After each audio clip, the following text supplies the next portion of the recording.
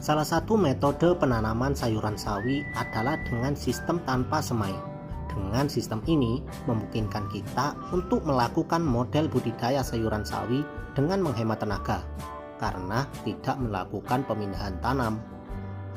Meskipun dari sisi kelebihannya cukup menghemat tenaga, tapi ada beberapa hal yang perlu kita ketahui dengan menggunakan sistem ini agar kita dapat mengambil kesimpulan apakah menggunakan sistem ini lebih mudah atau malah sebaliknya.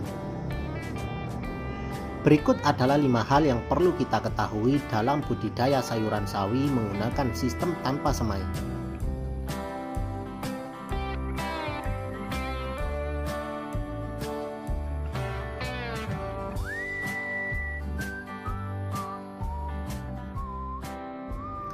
Yang pertama, dengan sistem tanpa semai ini memungkinkan tanaman sawi kita akan terganggu oleh pertumbuhan rumput di sekitar tanaman.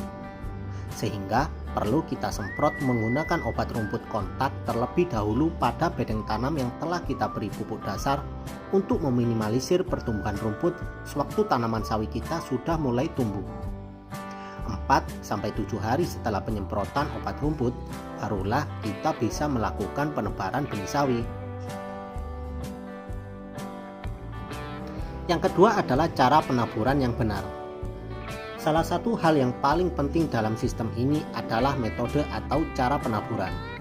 Cara penaburan yang baik akan mendapatkan jarak yang baik pula.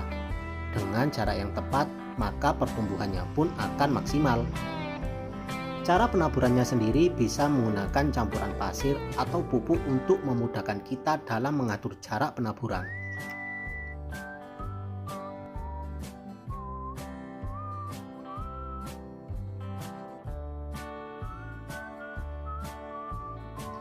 Yang ketiga adalah ketersediaan bibit tanaman yang lebih banyak. Berbanding dengan sistem semai yang kita tebar terlebih dahulu pada bedeng persemaian, sehingga semua bibit pada persemaian bisa tumbuh dengan serempak. Hasilnya, bibit tanaman pada persemaian ini keseluruhan akan bisa dipindahkan. Jika disebar langsung tanpa semai, penebaran yang tentunya secara acak akan lebih membutuhkan benih yang lebih banyak dibandingkan dengan disemai terlebih dahulu.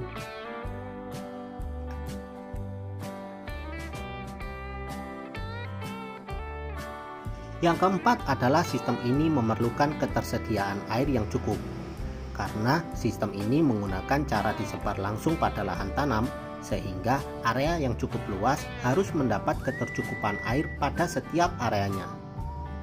Jika ketersediaan air kurang, maka tanaman sawi yang berumur masih kecil ini akan terganggu pertumbuhannya, bahkan akan rawan mati. Dengan sistem ini kita diharuskan menjaga kelembapan lahan setiap harinya.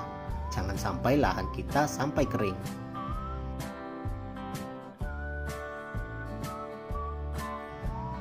Yang kelima adalah kualitas tanaman dengan model penanaman tanpa semai memiliki kualitas tanaman yang di bawah model penanaman dengan semai.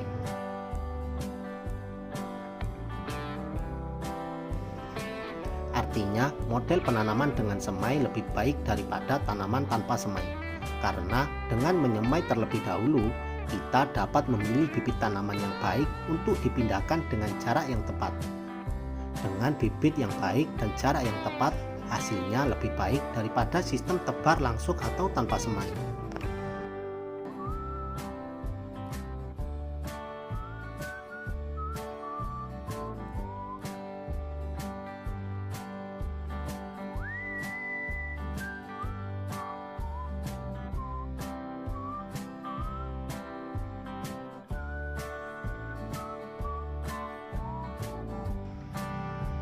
Jadi itulah 5 hal yang perlu kita ketahui tentang model penanaman sawi tanpa semai. Bisa kita jadikan bahan pertimbangan apakah kita akan menanam tanaman sawi dengan menyemai terlebih dahulu atau menggunakan sistem tanpa semai. Terima kasih dan semoga bermanfaat.